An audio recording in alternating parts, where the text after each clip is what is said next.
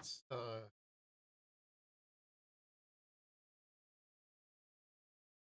thumbnail is everything ever triggered era triggering in the modern era. And the only reason I don't have Trigglypuff in there is because all the stills of her, all the images of Trigglypuff, are screen caps from the video taken of her screaming, "Get your hate!" They're all blurry and nasty. I think that's just... You'd think so, but it really is that there's all that motion blur, and they're all like 480. That just,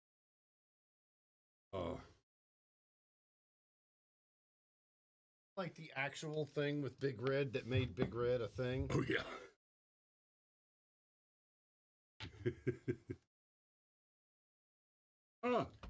That's not the one.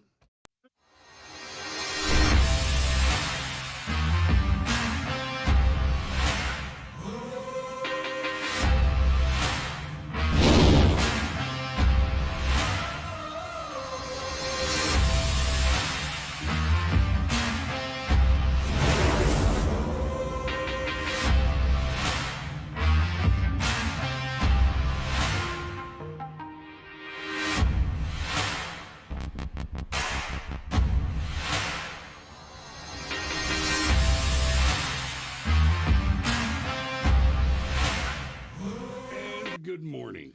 Now that we're actually set up, and there's no excuse for when I push the wrong buttons. I'm not normally the button pusher. You know what I'm saying? It's like your argument that competence includes culpability. Yes, and the argument also includes that repetition should theoretically lead to additional levels of competence. Agreed. Fair enough. However, as one of our favorite teachers of all time like to tell us, practice makes permanent. Perfect practice makes perfect permanent. There's some legitimacy to that. Yeah, there's some real wisdom there. So Tuesdays, y'all, guess what we're gonna do? We're doing a new thing. We're doing a thing. It is 6 weeks to the election. That is correct. 6 weeks to the election. So for the next 6 weeks and then one more, so 7 weeks, we're going to do what we're currently calling Take It To 'Em Tuesday. Take It To 'Em Tuesday. I thought there was going to be another sounder. Yeah, I'm working on that. I was working on it. I worked on it this morning. It's anyhow, but it's going to be timing, man. But it's going to be all election-related stuff, or at least things tangentially related to elections. We're going to look at things that are happening over the world, here in Georgia, across the country, make some predictions, do some analysis. Most importantly, we want to remind you all that the drag queen story hour people, the mutilate the children people, the pro-pedophile people, right? The book burners, the bra burners, the hairy armpit lesbians. They're going to show up in November. They're going to be at the polls. They're going to show up in Rovember, Chris. Haven't you heard? I have heard. Grab them by the ballot. I mean, I'm just saying. But yes, the people that hate your children will be there in Rovember. Whoa, the audio is no longer quiet. Wow. Okay. I can just right there. There you go. Just back it off a little bit. So it's imperative that we show up, that we take it to them, take the fight to the ballots. Yes. There's every reason to believe that there could be a red wave this November. But if the red wave actually shows up, don't believe that it's just going to happen. It's only going to happen if you get off your asses and go to the polls and vote. Yeah, Pit Danny, I have no idea what you're talking about. There's no such thing that needs to be overwhelmed. I'm not even going to say that out loud. However, look, no matter what you think happened over the past several election cycles, there is one thing you can do to help your side lose, and that's not try. That's how you end up with Warnock and Ossoff. That is exact. If the same people that had voted for Donald Trump had come back and voted specifically in the special election, Georgia would not have 2 blue fucking senators. However, shitty blues.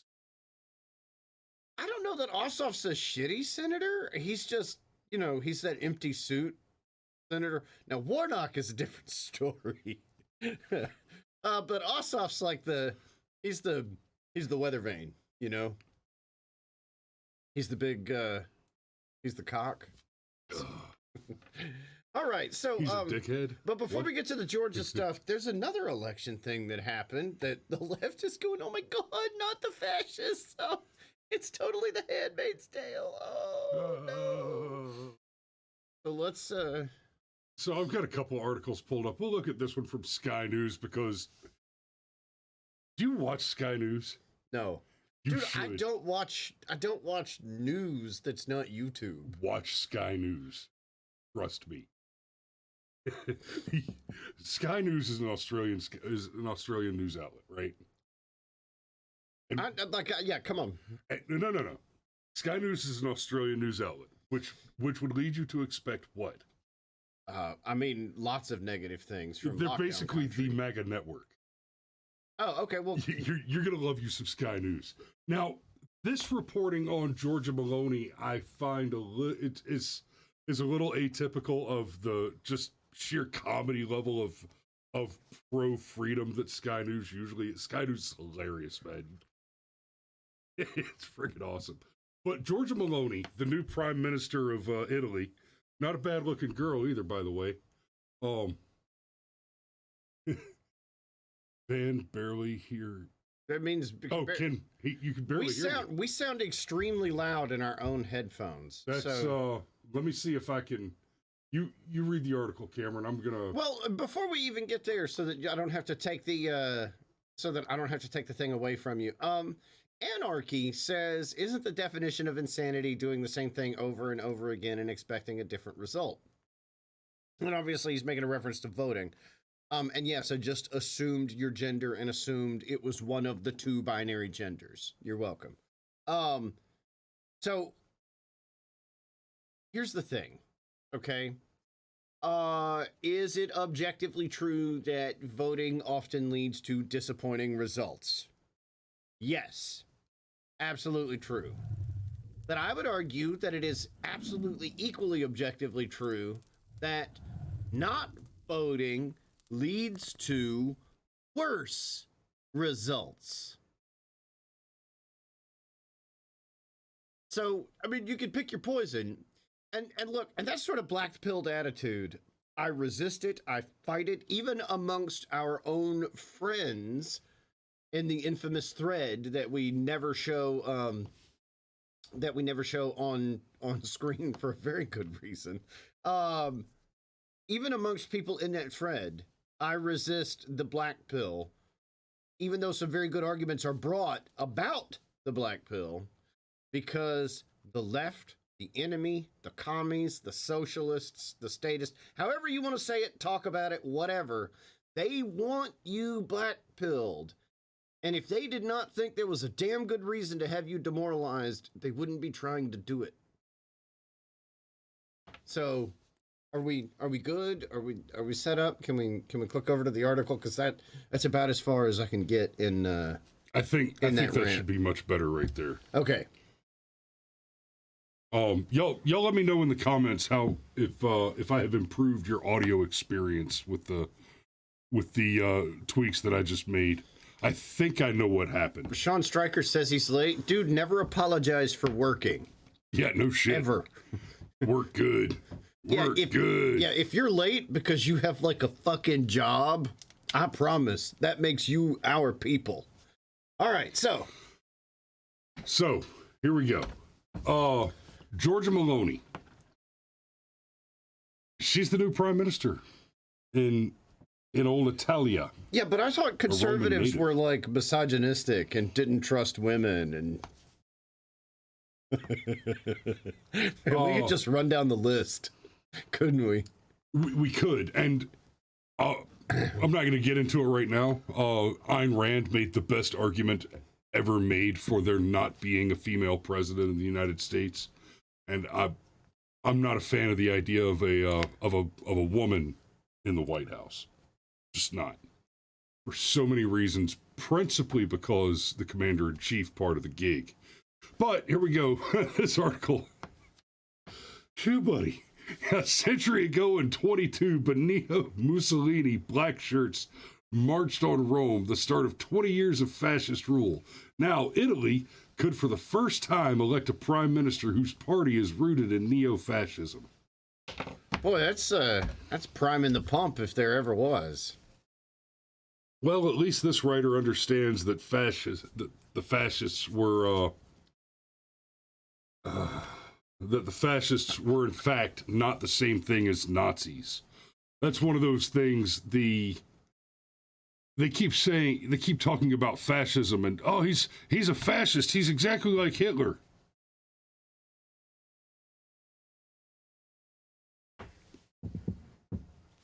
Well, in our setup for the show, you need to go read a book. Well, okay, read a book. Yeah, read a book. R-E-A-D-A-B-O. Okay. But we were talking about this in the setup to the show. Like, yes, okay. You know, there's some of that Russell conjugation going on here. When you say fascism, you don't necessarily mean the technical definition of fascism. You mean the emotional definition of fascism. And one of the great tricks that the left has managed to pull is that, like, socialism and fascism and communism and really any kind of stateism are all facets of the same basic idea. It's a centralized authority that thinks it knows better than you. Right. Basically, the collective is more important than the individual. And there are similarities between Italian fascism, German Nazism, and Russian communism. And those similarities are called Marxism. Yeah. So, but anyhow, the thing is, just to really get to the point so that we can, like, get to Georgia, because this is like Italy. I think it's funny that the European country to be clear, you mean to get to Georgia in Italy, or to get to Georgia here for the voting in Georgia? I don't know, man. She's kind of cute, and I'm gonna stop. Or are we worried about where Putin goes after Ukraine? Apparently, Putin's going nowhere after Ukraine. No shit.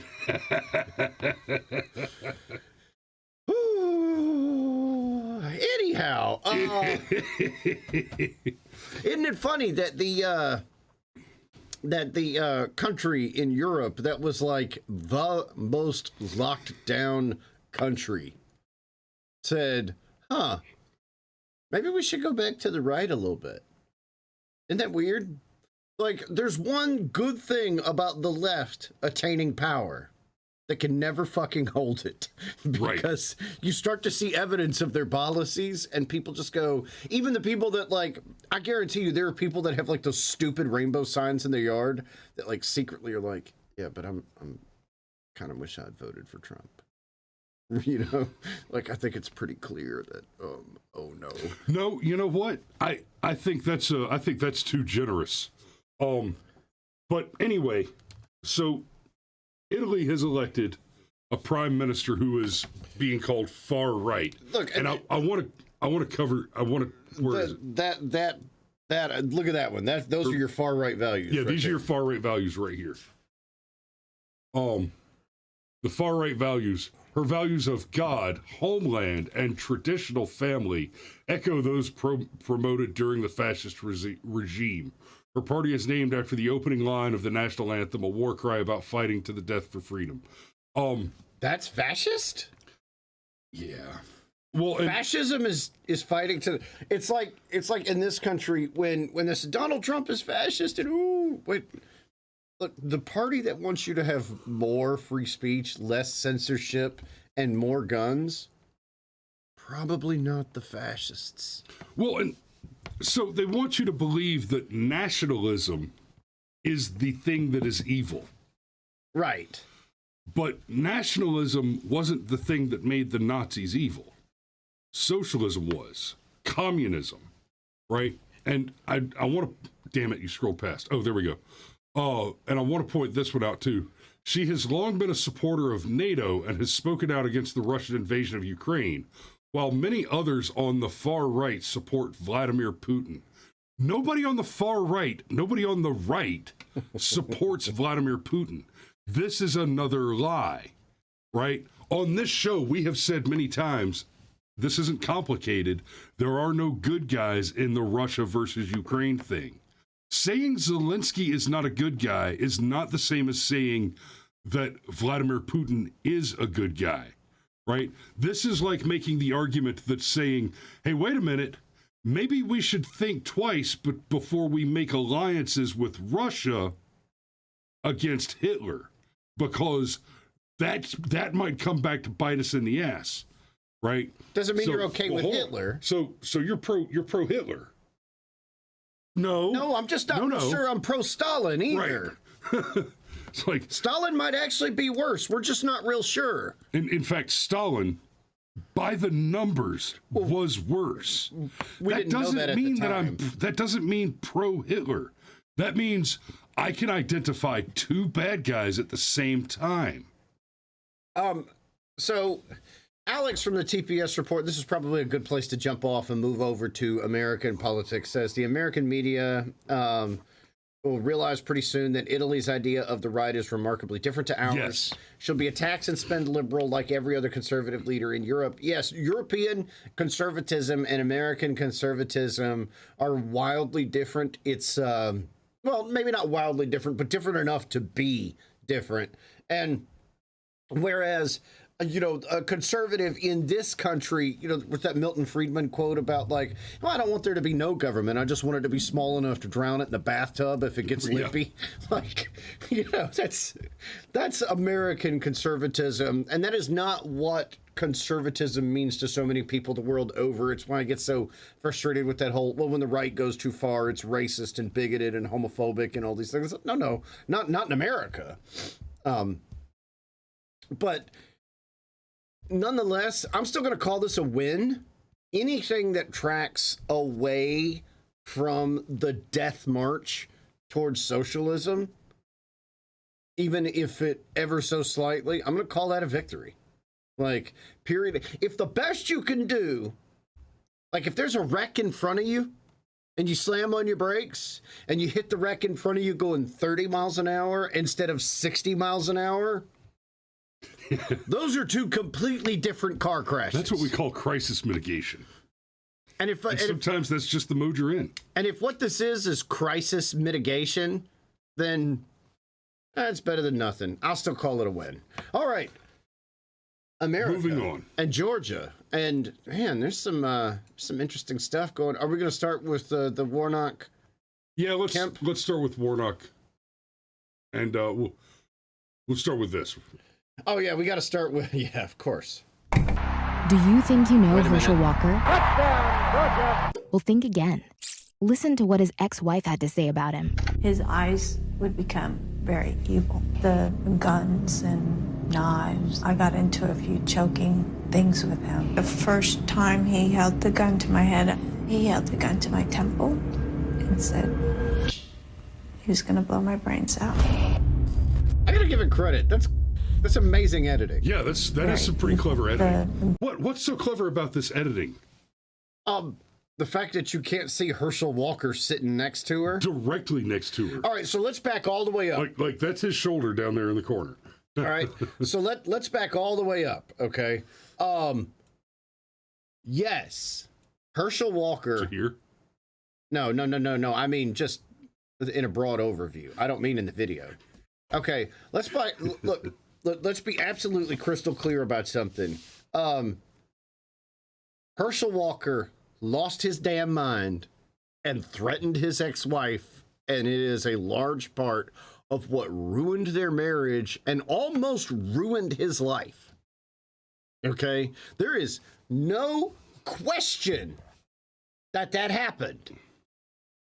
And the reason why, and this is why this editing is so clever, the reason why there's no question that happened is because he and his ex-wife did this interview on purpose and spoke very candidly about this because Herschel Walker had mental health issues, basically.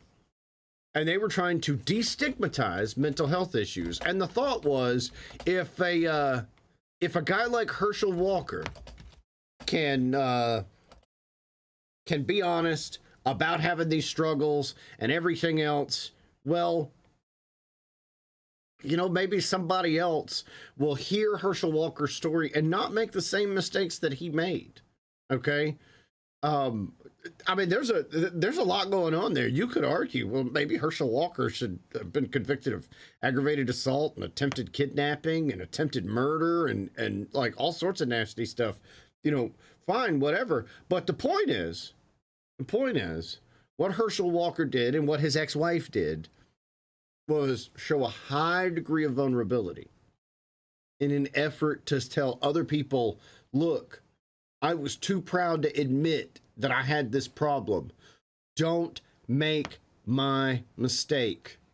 It almost cost me everything and already cost me plenty. You're not going to be able to find that with a quick Google. Wow, they are hiding it. You're not going to be able to find that with a quick Google. You're killing yourself. Like, no way. So, that being said, that is quite literally the best thing they can use against Herschel Walker. There's other stuff that they're bringing out trying to call him a liar. But they're running that with the tagline, Herschel Walker's ex-wife bravely speaks out against him. Bravely speaks out sitting next to him on 60 Minutes. Yeah. Dude, just stop. You're not going to find it. Like, it's... So, okay. Okay.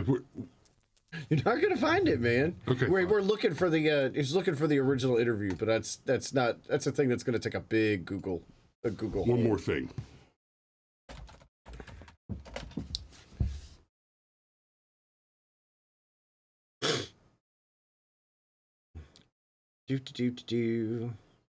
Nope. Okay. So yeah, they took this video and edited it. They just zoomed in on her, and you could even see, just looking at the video here, you could see what they had to do. Become very evil. The guns and knives. I got into a few choking things with him. The first time he. You come back here, you can see the CNN logo sliding outside the screen. Right, because they're zooming in a few choking. To make it look like she's there by herself, to run with this narrative that this is some bombshell thing where she came out and exposed his secrets, and that's just not what happened.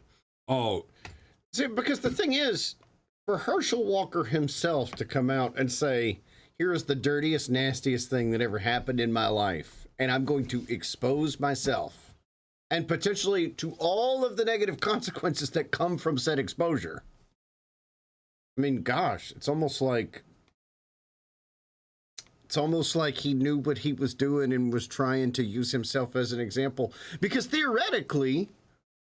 Well, and this is all before he ever talked about having... They did this interview before he ever years talked ago. about planning on running for an office. Oh, yeah, years ago. But no, what I mean, what I was getting to is he had basically gotten away with it. Right. There's no motive here. There's no... He got away with the crime, basically. Years had passed since everything went down, and... You know, the wife hadn't pursued anything publicly on the matter. They got together voluntarily and went to do this interview. And Herschel's been involved in all the stuff that Cameron was talking about, trying to help people with mental illness seek treatment, right? You could be super cynical about this, but frankly, if you wanted to, but frankly, there's the question of motive. And it didn't exist then. It doesn't exist now. The trick they're doing with the editing here is damn dirty. Did you pull up those trendline statistics by chance that shows the polling data? No. Oh, well, whoops. We'll do a little more of that as we get closer. Okay. So, well, basically, I'm just going to tell you guys, and I think you're going to be able to believe us. statistically, Walker and Warnock are in a dead heat. However, Stacey Abrams and Brian Kemp are not. No, Stacy's done. And this is the end of Stacy's career. She's not going anywhere. Oh, yeah, here we go. We're going to watch the video that is end of Stacey Abrams' career. This was when Stacey Abrams quit politics. In theory, where's the audio? I don't know. Oh, I know. Screw you, Lunchbox. What did we do? Oh, I see what happened. You put a guard on. There is no such thing as a heartbeat at 6 weeks. It is a manufactured sound designed to convince people that men have the right to take control of a woman's body away from her. I want you to listen to that again. There is no such thing as a heartbeat at 6 weeks. It is a manufactured sound designed to convince people that men have the right to take control of a woman's body away from her. That's right. Stacey Abrams. Let me back up a little bit and remind you. Ultrasound was invented. Stacey Abrams, who filed a suit in court against Governor Kemp alleging that exact match voter registration laws were racist because black people can't spell their own names. I mean, what if she's right? And to be clear, I am not paraphrasing. That is the claim she made in court, that black people are bad at spelling their own names, and therefore, for that reason, exact match voter registration, which is a law that says if you filled out your voter registration with the wrong social security number, the wrong address, the wrong birth date, or not your name, then it's not a valid voter registration form. This woman who believes black people are too stupid to get an ID from the DMV, and that's why voter ID is racist. This woman who believes that black people are too stupid to write their own name on a form is now telling you not just that there's no such thing as a baby's heartbeat, that babies don't have hearts, but that the sound that you hear when you get an ultrasound it's manufactured was added by technology by men in some kind of bizarre conspiracy. This is what we're gonna do. This is what we're gonna manipulate sound waves so we can control women. Because we're so evil that we don't want you to murder your babies. This was the end of Stacy's career. Yeah. Not claiming that black people are too stupid to vote, too stupid to get IDs, too stupid to write their own names on a voter registration form. No. That wasn't enough. That wasn't enough for black people to stop voting for this woman. Hopefully, this will be. Okay, so all right, so let's just take a step back. You know what they called the sound you hear from the ultrasound? It's like the cardiac rhythm. You mean a heartbeat? They changed it. Yeah. Planned Parenthood changed the page. Oh yeah, I've got that. Yeah. So Planned Parenthood has changed the page. What happens during weeks 5 to 6? A very basic beating heart and circulatory system develop. That's what Planned Parenthood said just a few months ago. Yep. Right? But then Roe v. Wade got overturned and Planned Parenthood went in and changed their own fact sheet to say a part of the embryo starts to show cardiac activity. It sounds like a heartbeat on an ultrasound, but it's not a fully formed heart. It's the earliest stage of the heart developing. So it's a partially formed heart? It's a heart. Well, I just want to be clear. So it's a partially formed heart. It's a heart. I mean, I get that. And it has activity? Cardiac activity. Sounds like a... Have you ever heard of someone going into cardiac arrest and it not being a heart attack? I know. And Yeah, because all these cases of myocarditis resulting from experimental vaccines in children, that's because their butthole swells up, right? That's what the cardio and myocarditis is for. It's for their imaginary heart because they're shriveled little evil children. Yeah. Okay. So there's that. There's the fact that, okay, it was a heartbeat. Okay. And it's still a heartbeat. And I think anybody, like, you've had multiple children, so you've heard the early heartbeat. It doesn't sound like mine or your heartbeat, but it definitely has a... You know what it sounds like? A rhythm. A fucking heartbeat. Yeah, it's clearly pumping blood, okay? And I think everybody that's ever listened to the early stages of the heartbeat through the little machine that we all understand that this machine is detecting this thing the size of your fingernail, probably much less, smaller than that. Yeah. But the point is, it's detecting a thing that's very teeny tiny, working very hard, getting itself prepared to be a fully formed heart and all that kind of stuff. Like, we know, sort of like how when you look at things under a microscope and you see things that you don't normally, like how microscopes magnify the available light that can hit your eyeballs. An ultrasound's going to magnify the available sound that can be produced into an image or can hit your eardrums. Danny points out, you don't even have to hear it. You can see blood moving. Yes, you can. But if there was ever, and I don't think Stacy ever had much of a chance, because all things being equal, Brian Kemp's been a largely successful governor. I know, but let's just accept mostly successful. If all things were equal, my man, Stacey Abrams would be able to fit into a bikini and there would be no world hunger. If all things were. I feel like those two things are directly related. Directly. Woo. That's okay, though. She's going to defeat a Golden Corral buffet as soon as she loses. I'm going to beat that, man. I'm going to beat that fried chicken plate by the full five or 6 points that Brian Kemp beat me by. Okay. But I'm going to go way, way out on a limb here. It's not just that Brian Kemp has been a mostly successful governor, okay? The problem is Stacy is also a bad candidate. At the very least, she's got people around her.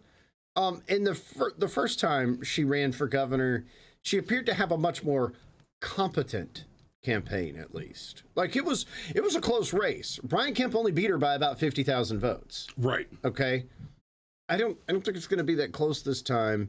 And it's all this stuff about, like, oh, we're going to put her on Star Trek and we're going to have her go on all the talk shows and The View and everything else. That's the president of the world. Yeah, that's right. Pat Rax Swayze joins us. That's a cool name. There we go. That's a good name. But I think stuff like this, if there was ever any chance, okay, really, really, really pounds the nail into the coffin. Because it's just so ghoulish. Like, yes. Like there are so many Black women that have heard their baby's heartbeat in the first trimester, that love their children and are now being told by their flag bearer, well, that wasn't really a heartbeat, that very special and precious memory to you, yeah, fuck off. It doesn't mean a thing. Like, that's what they're being told. And I think when you, oh, there you go. It's not a...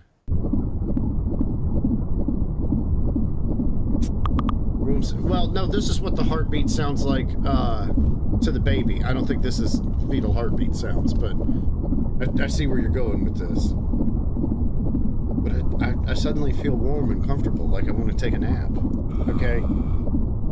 And honestly, this is them trying to play off the whole we'll see them in November thing. And I actually think that, broadly speaking, the left is going to swing way way too far with this, like they have a tendency to do. It's so ghoulish that there are people out there that are ambivalent toward abortion, or have a very libertarian view on abortion, where they say, I don't want the government to have the power one way or another to regulate abortion. And you're actually going to bring them over to our side, and you're going to do it by two ways. One, anytime you introduce this ridiculous sexism, bigotry argument into anything, so many people are so used to that argument being bullshit, they automatically become suspicious. Okay? The ultrasound machine is misogynistic. Really? Really, you want me to swallow that line of bullshit? But then, on top of that, there are people that start to ask the questions, why are you so fucking concerned with making sure that we understand that you don't think this is a baby before the point of viability? And that is a real question that people are going to... And that gets us one step closer to people finally asking the question, why is it that the cannibal communists want to kill the children that they can't rape? Well, and just one other thing, okay? And let's be clear. Stacey Abrams doesn't have children. I dare say... You don't say. I dare say she doesn't know what the fuck she's talking about. You know? Now, that's not to say maybe she's had an abortion. I don't know. But she hasn't shouted that abortion, has she? You know? But that's another piece to this. Shout your abortion. Honestly, if you want to keep abortion like legal, don't shout your abortion, because you have people that are on the fence that look at that and go, ew, no, I don't want anything to do with that side of the aisle. So what are we saying? We're saying that well, like it wasn't Amy Schumer, was it? It was the other fat chick that's not funny, I think, that went out of her way to say, oh yeah, I really wish that I would have had an abortion. And we're like, your kid's going to see this one day. No, the kid was in the audience. Her like 15 whatever year old daughter, you know, her daughter that's clearly old enough to understand what these words mean. Old enough to have her own abortion. Here's her say, yeah. Jesus Christ. So what do we say? We're saying Brian, statistically, aside from some massive October surprise, we're 6 weeks out. I think we could safely predict not only does Brian Kemp win, but Brian Kemp wins so far outside the margin of error that Stacey Abrams is just going to have to spend another 4 years claiming that Brian Kemp stole the election from her. Which is hilarious, because Brian Kemp has never been investigated for running a large election fraud campaign. Stacey Abrams, completely divorced from any concerns that one might have about 2020, has been investigated repeatedly over claims of voter fraud since I forget the exact year. 2013. I was going to say 2012. I think it's earlier. I think it's even earlier than that. We had it pulled up for an episode a while ago, but I mean, she's made a career out of shady ass voter stuff. Now there's not to mention her sister that's just like, oh no, you know what? It's cool. There's no conflict of interest here. Yeah, her sister, the judge. Yes. Yeah. So here's the deal, though. Now we're calling it for Kemp. I think that's a safe bet. Yeah. I mean, assuming unless there's some kind of disaster. Statistically, the race between Warnock and Walker is much tighter, and I do think I have some confidence in Herschel. I do think there will be some cross current, but at this point, just on the data that we can see and understanding how many million people are likely to vote, I actually think that if 60% of the people that vote for Brian Kemp also vote for Herschel Walker, and I think we can use that as a safe assumption baseline. I also think that Herschel Walker will hit there'll probably be a recount. His will be much closer, but I do think that that Herschel Walker will hit the threshold of 50% plus one vote, and Yeah, and then that'll just be it. Like I think with the exception of Ossoff, the governor, red, lieutenant governor, red, and Warnock, Pastor Warnock, who also has a history of violence with his wife, by the by. Yeah, by the by. Just, ran over her foot a couple times with the car. I mean, but no big deal, right? Well, and there was that whole thing with the raping kids at summer camp. I don't know about that one. Anyhow, I don't know. I don't know about that one. Warnock's a monster. Like I said, I don't know about that one, so I'm not going to go into that. But we're calling it for Kemp, and I think Kemp's coattails are going to be big enough and successful enough to pull Walker over the finish line. And that's not to say that Walker is a bad idea for Senate. You say, well, he's got these issues in his past. Well, we've elected pretty perfect people for decades, and they suck. You say he's not that good of a candidate in and of itself. Well, Mitt Romney could speak really well, and Barack Obama could speak really well, and Joe Biden, before his brain got melted by dementia, could speak well. He would say absolutely stupid things, but he could sound good while he said them. So we've had all these excellent speakers, and they suck. And then you had Donald Trump, who was like kind of more of a real guy. And he was awesome. So yeah. I think Georgia is just bam. Pit Daddy says at the beginning the party thought Walker would have the coattails. I understand that, especially since he had the Trump endorsement, but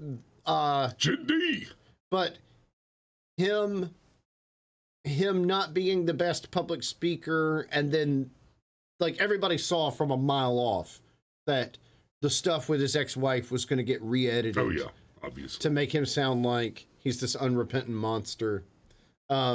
And again, I say this unashamedly, like Brian Kemp has been a successful governor. Yeah, and I've got some problems with Kemp, but getting reelected is a reasonable prospect for someone with very much so. Yeah. We do have to wrap it up now. Love you guys, and we will see you tomorrow morning. 30-minute shows. Yeah, eventually we're just gonna have to give it up and commit to an hour a day. Eventually. Right. By the way, so we see that'll next be easier Tuesday. if you'll click on the Buy Me a Coffee link. So we see next Tuesday. This is what we're doing, y'all. Take it to him Tuesday. Take it to him. Got to get out there and vote. Yep. Be safe.